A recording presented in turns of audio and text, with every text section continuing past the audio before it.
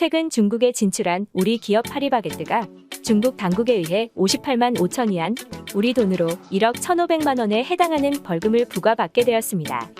하지만 중국 당국의 결정과 달리 상하이 시민들은 당국을 욕하고 파리바게뜨는 양심 기업이라며 옹호하고 있으며 파리바게뜨에 감사를 표하는가 하면 중국의 온라인 커뮤니티는 파리바게뜨 빵을 사 먹는 걸 인증하는 운동까지 벌이고 있다고 합니다.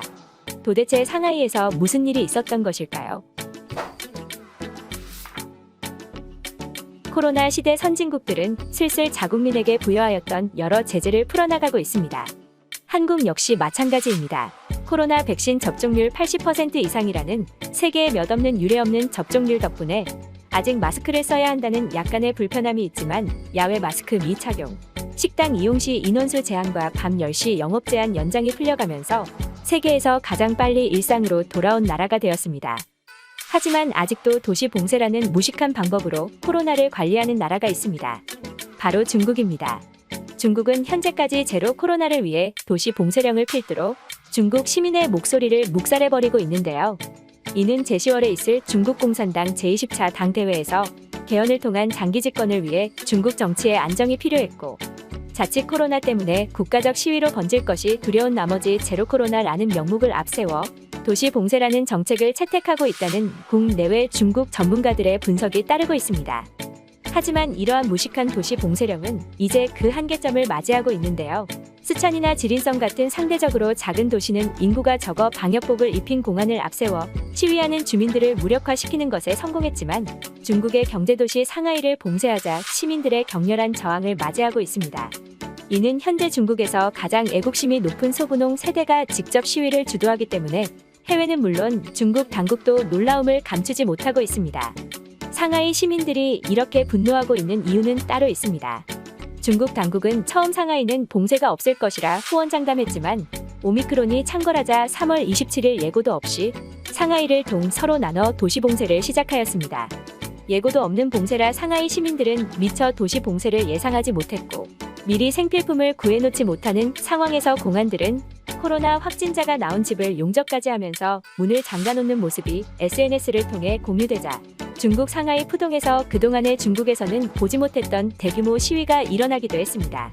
미리 구축하지 못한 생필품과 중국의 저질 식료품 배급과 더불어 시위만 하면 공안에 끌려가 실종되는 일이 빈번하게 발생하자 중국 경제의 척추라고 불리던 상하이는 개미 한 마리 보이지 않는 유령 도시가 되었습니다. 상하이 시민들은 북한에서나 볼 법한 주민들이 굶어 죽는 초유의 사태가 벌어지기도 했는데요.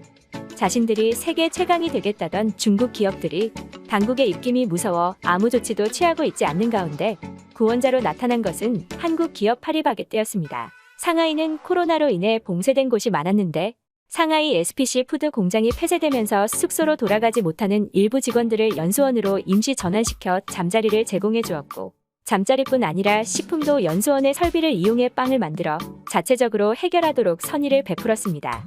그러던 중 지역사회에 교민들이 굶고 있다는 소식이 들리자 상하이 SPC는 자체적으로 기존의 설비를 이용해 질 좋은 빵을 만들어냈고 이를 가격을 따로 올리지 않으며 지역 주민들에게 판매했습니다.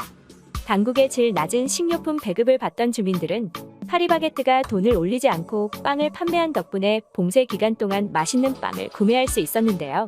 정작 상하이 정부는 파리바게뜨가 허가받지 않은 생산 설비를 이용하여 물건을 판매했다는 이유로 파리바게뜨에 1억 1,500만 원에 해당하는 벌금을 부과하였습니다.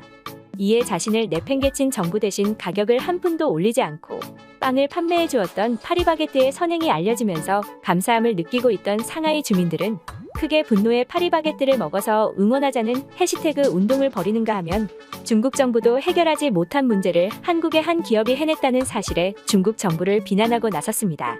인터넷을 이용하는 수많은 중국인들은 중국의 트위터인 웨이보에 정부에 직접적으로 공격하고 있는 것인데요. 웨이보는 공산당이 직접 감시와 검열이 이뤄지는데도 분노는 꺼질 줄 모르고 있습니다.